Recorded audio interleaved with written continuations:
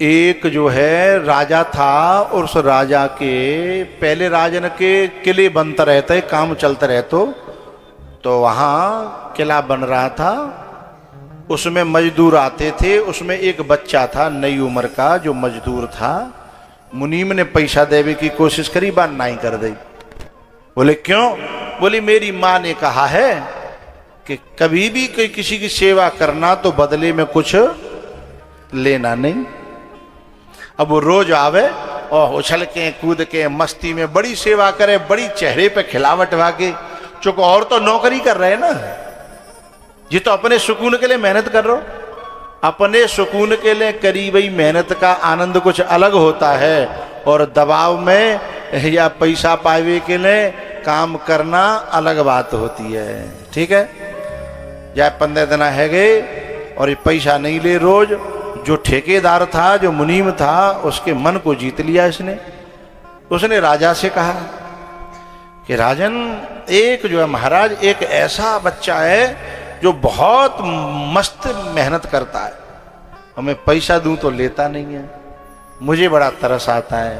और वो कहता है कि मेरे पापा नहीं है, मेरे भैया भी नहीं है, मेरी माँ है बस। और माँ ये कहती है कि जिंदगी में कभी जो है कुछ सेवा करो तो बदले में कुछ लेना नहीं। बोले ठीक है। राजा के कोई संतान नहीं थी। मैंने कि मैं तो ऐसा ही पात्र ढूंढ रो जो जीवन में त्यागी होए, क्योंकि जलेबी ने की रखवाई पे कुतिया थोड़ी बैठारी जाते हैं। जलेबी ने की रखवाई पे जब कोई राजा महाराजा, कोई संत महात्मा अथवा कोई देश का राजा ये देखता है कि जिसमें त्याग हो, जिस जो स्वार्थ रहित हो, जो परमार्थी हो, वही समाज की सेवा कर सकता है। तो बहुत से राजा ऐसे हुए हमारे देश में जिन्होंने अपनी संतान को नहीं सौंपा राज, परोपकारी देखा तो अपना पुत्र बनाया और सौंपा, क्योंकि वही न्याय कर सकता है। लोग कामी क्रोधी लालची इनसों भगते न होए। उसने बोला बच्चे को बुलवा, बोले इसकी माँ को बुलवा। उसकी माँ से उसने कहा कि ये बच्चा हमको बड़ा पसंद है, मेरे कोई संतान नहीं है, आप कहो तो मैं इसको गोद ले लूं। माँ बोली जाते बड़ा सौभाग्य का होगा, महाराज मेरे बेटे को गोद ले रहे हैं।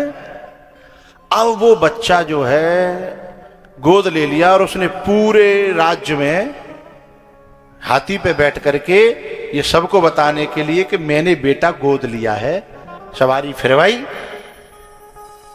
जब वो जो झोंपड़ी पे, अपनी माँ की झोंपड़ी पे जब वो आया, उसने, राजा ने भी उतर के और उस बच्चे ने भी उतर के उस झोंपड़ी को प्रणाम किया, उस माँ को प्रणाम किया। उस राजा ने तो ये कहा कि धन्य ऐसी जननी जो एक राजा देश को दिया, मेरे संतान होती तो भी शायद ऐसी ना होती। और धन्य है ये झोंपड़ी, इसमें से एक ऐसा लाल निकला है जिसमें राज गद्दी को चलाने की क्षमता है। उसने प्रणाम किया। जब वो राजा बन गया ना, तो एक बार जो है एक मंत्री ने देखा कि राजा आधी रात में महल से निकलता है और वह झोंपड़ी में जाता है। जब मां नहीं रही उसकी, काफी दिन हो गए, तो मंत्री ने एक दिन पीछा किया और राजा को झोंपड़ी से निकलते हुए देखा। बोले महाराज मेरी समझ में नहीं आई, आप इस झोंपड़ी में।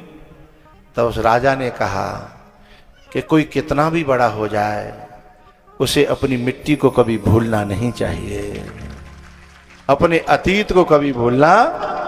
और जब तक मैं अतीत को याद रखूंगा तभी तक मैं शायद अपना न्याय कर पाऊंगा। मैं हमेशा याद करता हूं कि इसमें मेरा कुछ नहीं है, मुझे केवल न्याय करना है। मैं तो इस झोंपड़ी में पैदा हुआ था, इस झोंपड़ी का बच्चा मजदूरी कर सकता है और क्या कर सकता है।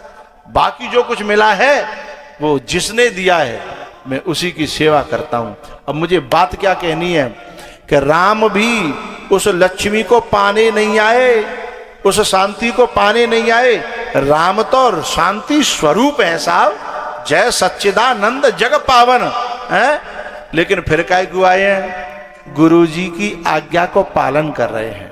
और गुरुजी ने आज्ञा दी है, बोले क्या कि हे राम, ये राजा जनक बड़ा परेशान है, बड़ा दुखी है, समाज के सामने एक समस्या है, वो समस्या टूट नहीं रही है। यदि तुम जा समस्या को चाहो तो समाधान करो, दूसरे के दुख है दूर करो, है ना। उठहु राम भंजहु भव चापा। द्वापुर में कर्ण कहता है, दुर्योधन कहता है कर्ण से, धनुष उठाओ, बाण चढ़ाओ, मछली की आंख को भेद दो, द्रौपदी मिलेगी। तो गुरुजी यहां विश्वामित्र जी भी कह सकते थे कि सीता जी मिलेंगी, जाओ धनुष तोड़ो। सीता जी को पाने के लिए धनुष नहीं तोड़ा, सीता जी को पाने के लिए राम नहीं उठे हैं। तो उठहु राम भंजहु भव चापा। क्यों क्यों उठूं, क्यों तोड़ूं चापा, धनुष को क्यों तोड़ूं? कि मेटहु तात जनक परिताप, मेटहु तात, जनक का दुख मिटाओ। जनक बड़ा परेशान है, जनक बड़ा दुखी है, क्योंकि जब किसी की बेटी सयानी हो जाए है और बेटी को ब्याह नहीं है रो, तो बेटी की बाबतें पूछो, है बेटी की माँ से पूछो, है बाकी छाती पे पत्थर रखा रहता है और पल पल नींद नहीं आती है, नींद की गोलियां लेनी पड़ती हैं। बेटी के बाप को और बेटी की माँ को है कैसे करके जाको ब्याह। और ऐसी जो माँ बाप की दुखित अवस्था है उनको नेक सहारो बन के यदि कोई उनकी बेटी को ब्याह करवा दे तो फिर उन माँ बाप की दिल की दुआएं प्राप्त होती हैं। फिर उन्हीं के गले में लक्ष्मी माला डालती है। बात समझ में आ रही है? सीता जी लक्ष्मी है, सीता जी शांति है? तो राम जी के पास शांति की कमी नहीं है, लेकिन शांति ने उनके गले में क्यों माला डाली? क्योंकि वे जनक के दुख को, एक बेटी के बाप के दुख को मिटाने के लिए अपना कदम उठाते हैं और गुरु की आज्ञा का पालन करने के लिए अपना कदम उठाते हैं। और गुरु ही प्रणाम मन ही मन कीना।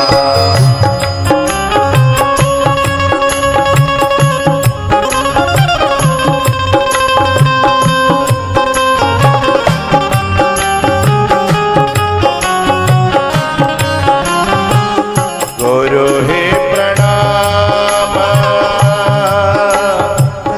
मन ही मन कीना।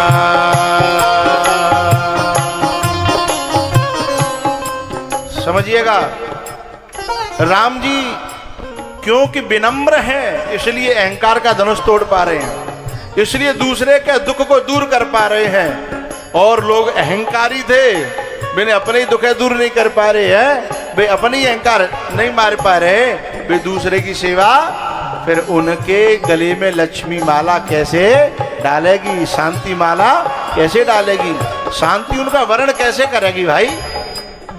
इसलिए राम जी और लोग जब चलते थे तो असहज होकर के, असहज जानते हो, गर्वीली चाल, अलग एक्शन है, चलने का तरीका कुछ छाती ने चौड़ा के है। लेकिन जब राम चले ना तो गोस्वामी जी का शब्द जुड़ गया, सहज ही चले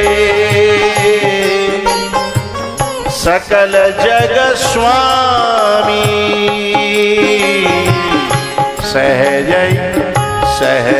ही चले सकल जग स्वामी। मन हो मांझो कुंजर गामी।